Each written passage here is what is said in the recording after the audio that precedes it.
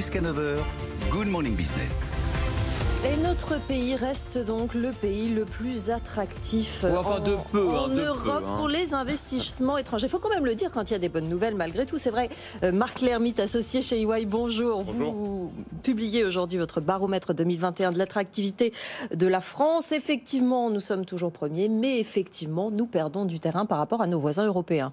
Oui, on perd du terrain. D'abord, c'est une bonne nouvelle parce que ça compte, c'est symbolique, ça compte dans le marketing, dans la compétition entre les pays, ça compte. Mais c'est vrai qu'on perd du terrain parce que dans des secteurs industriels très présents en France, comme l'industrie de l'aéronautique, l'automobile, voire le tourisme, les investisseurs étrangers sont très présents. Il faut savoir que les investisseurs étrangers, c'est 20 000 entreprises en France, 2 millions d'emplois, ils pèsent 30% de nos exportations. Et dans ces secteurs-là, on a vraiment été très touché par la crise et donc un peu plus que nos voisins.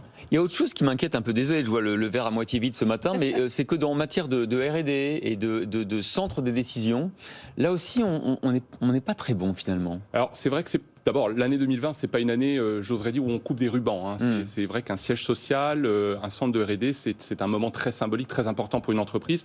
Et puis, il y a probablement beaucoup de questions qui se posent. Vous en parliez à l'instant, la fiscalité, la réforme de la fiscalité mondiale. Ça pose des questions sur la manière de faire des sièges sociaux. Est-ce que les sièges sociaux de demain ressembleront à ceux d'hier? Le télétravail bouge beaucoup les lignes. Donc, il y a beaucoup d'attentes. Alors, c'est pas seulement en France, c'est aussi dans tous les grands pays du monde, notamment dans l'Hexagone. Ouais. C'est intéressant ce que vous dites. En quoi cette réflexion au G7, demain au G20, à l'OCDE sur la fiscalité mondiale peut, à terme, changer un peu les allocations de sièges sociaux? Alors ça va vraiment bouger les lignes, ça va vraiment bouger les lignes, notamment en faveur de la France. La France est un peu, avec quelques autres pays à fiscalité forte, sort probablement gagnant dans les années à venir. La réforme va être très difficile à déployer, mais probablement gagnant. Donc ça va beaucoup bouger les lignes, mais en même temps que les grandes transformations technologiques que nous connaissons partout, dans tous les secteurs, dans toutes les entreprises, et puis une prise en compte de la durabilité comme facteur d'influence des décisions. C'est très important de le savoir. Les investisseurs font très attention à ça aujourd'hui. Regardent les pays, les villes qui vont faciliter leurs investissements et surtout l'atteinte d'objectifs de décarbonation, par exemple. Les investisseurs qui ont du coup regardé les plans de relance et notamment celui de la France qui a l'air de les rassurer finalement. Oui,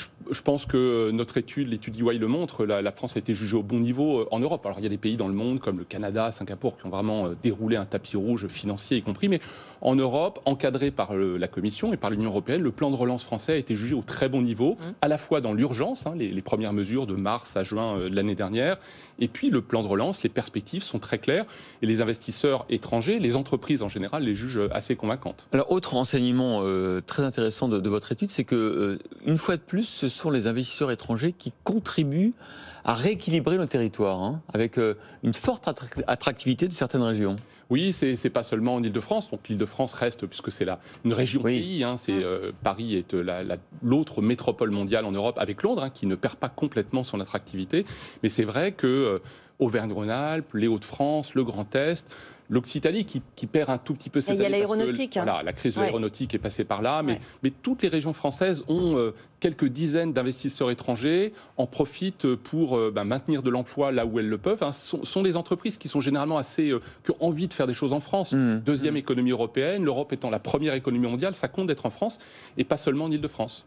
Ce sont la santé et l'économie résidentielle, on appelle ça l'économie résidentielle? Oui, c'est en fait... Qui sont particulièrement gagnants. Il y a deux secteurs, il y a le secteur qui s'en sortent relativement bien dans une année quand même très très compliquée. Donc la santé, pas seulement par un effet Covid, il y en a eu, fabrication de vaccins, d'appareils respiratoires, de masques, mais il y a aussi toutes les pathologies qui font que depuis très longtemps, notre pays est très attractif pour la pharma, pour les équipements médicaux, pour les biotech, les biotechnologies aussi. Et puis il y a le deuxième groupe de secteurs qui s'en tirent bien, qui investissent plus en 2020 qu'en 2019.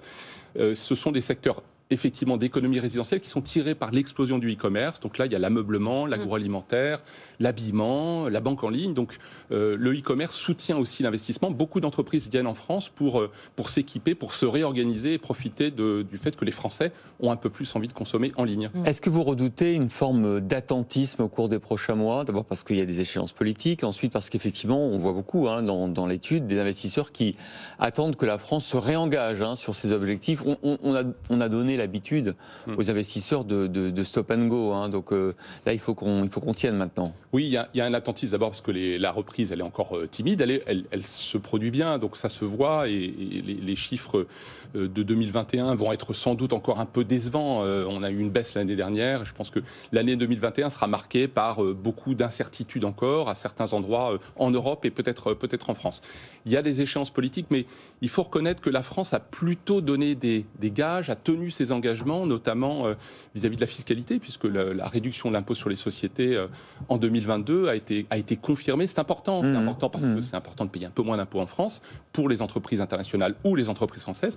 Mais c'est important de voir que la France met de la constance, de la stabilité pour des entreprises qui en ont vraiment besoin en ce moment. Est-ce que ça veut dire pour autant qu'il va y avoir des relocalisations massives dans les prochaines années en France ? Alors, c'est possible, mais ça sera assez compliqué. Ouais. C'est possible parce qu'un investisseur sur 5, on le voit dans l'étude EY, nous dit qu'il pourrait relocaliser immédiatement ou dans les prochains mois. Donc c'est très encourageant, mais c'est compliqué parce que la croissance repart en Asie, parce que c'est complexe et coûteux de réorganiser ces supply chains. Donc ça peut se passer là où c'est absolument essentiel, dans la santé, dans l'énergie. Il y aura des relocalisations parce qu'on ne peut pas couper les chaînes d'approvisionnement comme elles ont été interrompues l'année dernière.